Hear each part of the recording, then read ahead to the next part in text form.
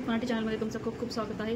आज मी तुम्हाला खूप छान पद्धतीने असं कच्च्या कैरीचं पापड तयार करून दाखवणार आहे। तुम्ही पाहू शकता हे पापड खूप छान बनतं आणि खूप चवदार आणि चटपटीत आहे।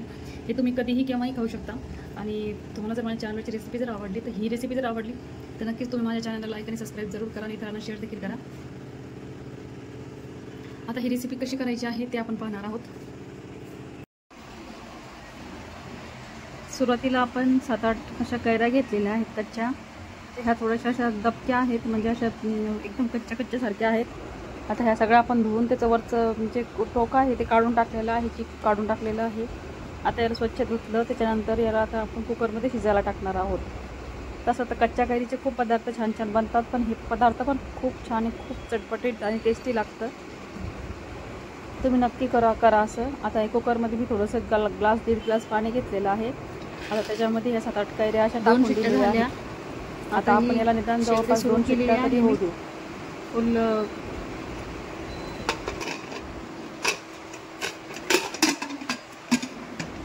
शेगडी सुरू केली आहे आणि त्याच्यावर हे कुकर लावून टाकते आणि कुकरच्या जवळपास 2 शिट्ट्या होऊ देते।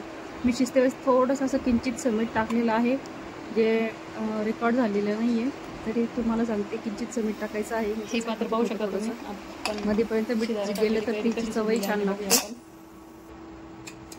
बघूया कशी शिजलेली आहे तर हे पहा एकदम परफेक्ट शिजलेली आहे। आता आपण एका याच्यात उतरून घेऊया ती एका ताटामध्ये।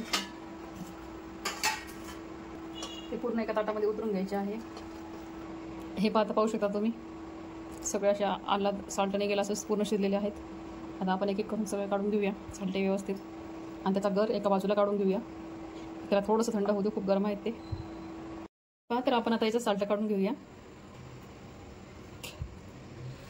आणि याचं सगळं गर काढून घेऊया आपण एका चमच्याने।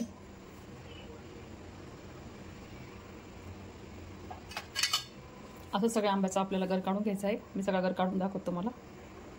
हे पाहता पाहू शकता तुम्ही, आपला गर कसा परफेक्ट निघालेला आहे। मोठ्या आंब्याचा बघा किती कमी गर निघालेला आहे। आता काय करू, शेगडीवर मी एक कढई ठेवलेली आहे, कढईमध्ये हा सगळा गर आपण टाकून देऊया। त्यानंतर अंदाजे अशी गरच्या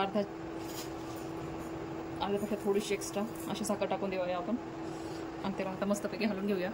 तुम्ही किती छान असं हे शिजत आहे, किती स्टेपपर्यंत शिजवायचं हे तुम्हाला सांगणार आहे मी। त्याला चांगलं शिजू देऊया आपण। हे पण आपण 1-2 चुटकी आपण चाट मसाला, त्यानंतर 1 चुटकी भरून आपण हिंग टाकत आहोत। त्यानंतर अर्धा पिंच असं मिरे पावडर टाकत आहोत। त्यानंतर एकदम थोडंसं असं काळं मीठ टाकत आहोत।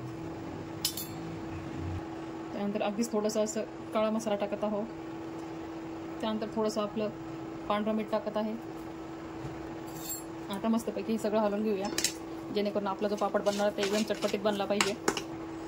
थोडंसं हिरवा रंग टाकत आहे, फूड कलर आहे हा टाकत आहे आपण, जेणेकरून याला छानसा रंग येईल।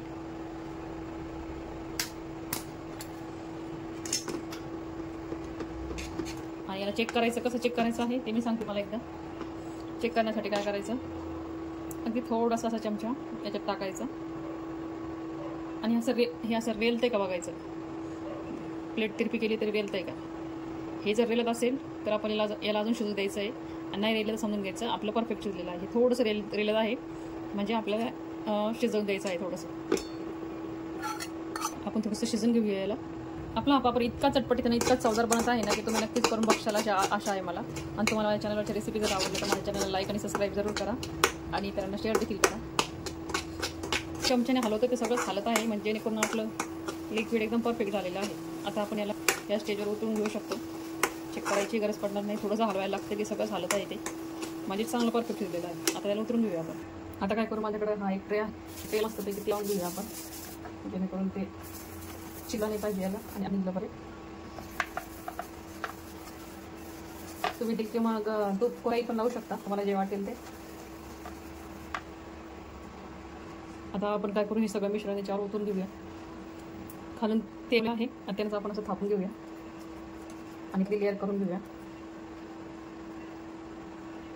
शकतो की आपला कच्च्या कैरीचा पापड किती छान झालेला आहे आणि खूपच मस्त लागत आहे, खूप टेस्टी आणि चवदार आहे। मी थोडंसं असं थोडंसं कट करून कापून खाल्ला तर इतका टेस्टी लागला की काय सांगू तुम्हाला। तर तुम्ही नक्की करून बघा अशा पद्धतीचा पापड. आता मी तुम्हाला रोल करून दाखवते.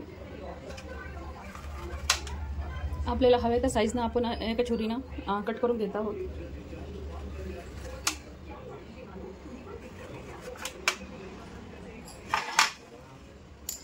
आता एक एक पारा आपण असा रोल करून घेऊया. जो कट झाला आहे आल्लात निघतो तो, कारण आपण हे करते वेळेस त्याला तेल लावलेलंच होतं ना. हे पाहू शकता तुम्ही किती छान रोल तयार झालेला आहे. बाकीचे सगळे पण रोल मी तुम्हाला अशीच करून दाखवते. थोडंसं तेल कुठे लागलं कुठं नाही लागलं ना, तेव्हाच असा प्रॉब्लेम येतो. हे पहा आता हे सगळं क्लिअर निघते. थोडंसं असं जमा करून करून घ्यायचं आहे. खूप सहज निघतात ते. तुम्ही नक्की करून बघा. तुम्हाला माझ्या चॅनलवरच्या रेसिपी जर आवडल्या तर माझ्या चॅनलला लाईक आणि सबस्क्राईब जरूर करा आणि इतरांना शेअर देखील करा.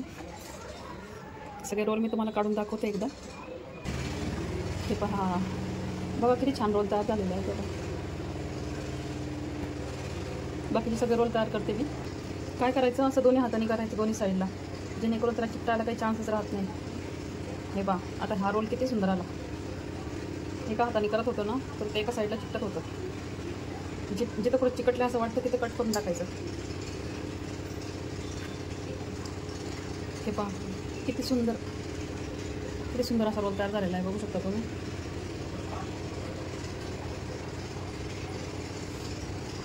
आता आपला पापड किती छान पद्धतीने तयार झालेला आहे. आणि बघा त्याचे एक एक पापड किती छान असे ओपन झालेले आहेत आणि रोल पण किती मस्त आलेला आहे एकदम. तर तुम्ही नक्की करून बघा अशा पद्धतीचं कच्च्या कैरीचं पापड. हे तुम्ही वर्षभर स्टोअर करू शकता आणि कधी वाटलं तेव्हा चटपटीत पदार्थ असा खाऊ शकता. आणि तुम्हाला माझ्या चॅनलवरच्या रेसिपी जर आवडलं तर माझ्या चॅनलला लाईक आणि सबस्क्राईब जरूर करा आणि इतरांना शेअर देखील करा. तोपर्यंत पुढील रेसिपीसाठी बाय बाय.